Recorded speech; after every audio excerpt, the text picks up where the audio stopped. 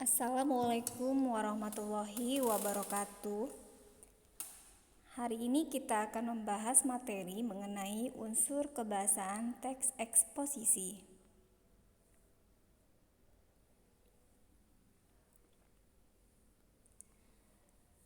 Yang pertama ada kata populer. Jadi kata populer itu adalah kata-kata yang mudah dipahami oleh semua orang tanpa harus ditelaah lagi arti atau maknanya.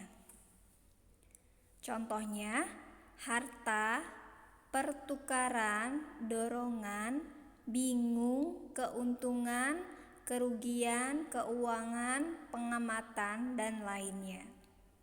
Karena memang kata populer itu sendiri sudah dikenal dan sudah banyak sekali dipahami oleh semua masyarakat.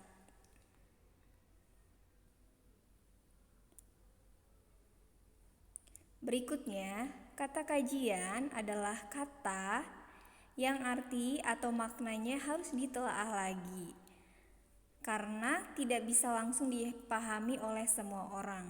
Jadi kata kajian ini hanya orang-orang tertentu saja yang memahami maksud dan artinya. Misalnya pelajar, kemudian orang yang memiliki titel yang tinggi atau berpendidikan itu pasti mengetahui kata kajian tersebut. Namun jika mereka yang tidak mengenyam pendidikan, maka akan sulit memahami kata kajian tersebut.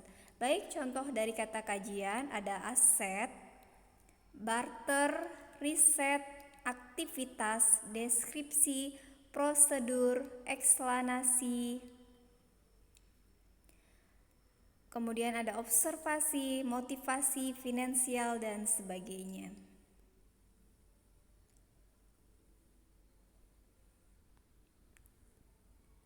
Baik, di sini sudah dirangkum contoh dari kata kajian dan kata populer. Kata kajiannya aset, kata populernya yang mudah dipahami adalah harta. Kemudian barter, kata kajiannya, kata populernya yang sudah dikenal oleh masyarakat yaitu pertukaran. Riset, kata kajiannya, kemudian kata populernya adalah penelitian. Desain, rancangan, observasi, kata populernya pengamatan. Motivasi, kata kajiannya, kata populernya dorongan, dan finansial, kata kajian, kata populernya yang sudah dikenal oleh masyarakat yaitu keuangan.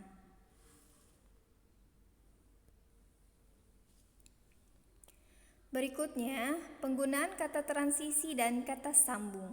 Nah, bedanya kata hubung dan kata transisi itu adalah kalau kata hubung itu disebut dengan kata antar katanya yang berfungsi untuk menghubungkan kata dengan kata dalam satu kalimat, itu kata hubung. Contoh dari kata hubung ada kata dan, yang, jika, dari, atau, tetapi, dan lainnya.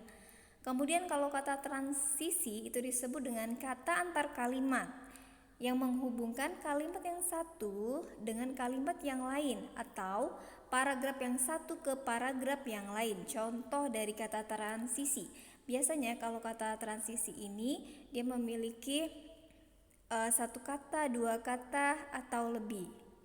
Nah, kata transisi di sini misalnya ada kata dengan demikian, pertama, misalkan ada seperti langkah-langkah ya. Nah, di situ disebutkan pertama, kedua, ketiga itu masih masuk kata transisi. Kemudian oleh sebab itu, oleh karena itu, dengan demikian, pada suatu hari akan tetapi. Nah, itu disebut dengan kata transisi. Kemudian kata rujukan. Kata rujukan itu digunakan untuk menyampaikan sumber data sebagai pendukung. Pendukung apa saja?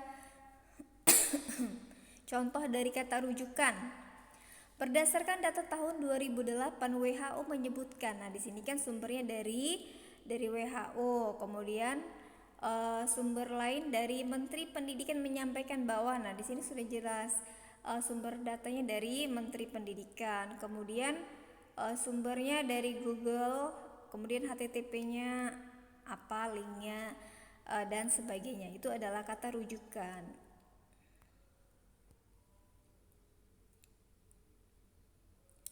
Kemudian kata kerja mental.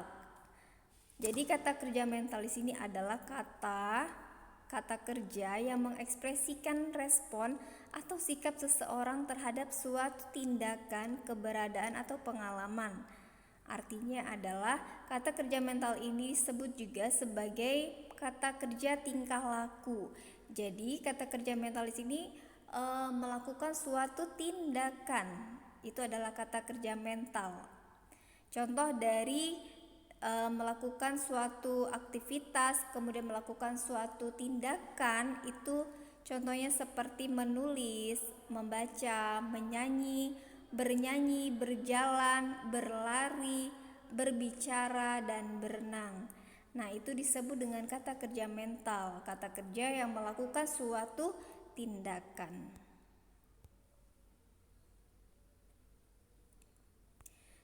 Baik, demikian materi pada hari ini. Miss ucapkan terima kasih dan wassalamualaikum warahmatullahi wabarakatuh.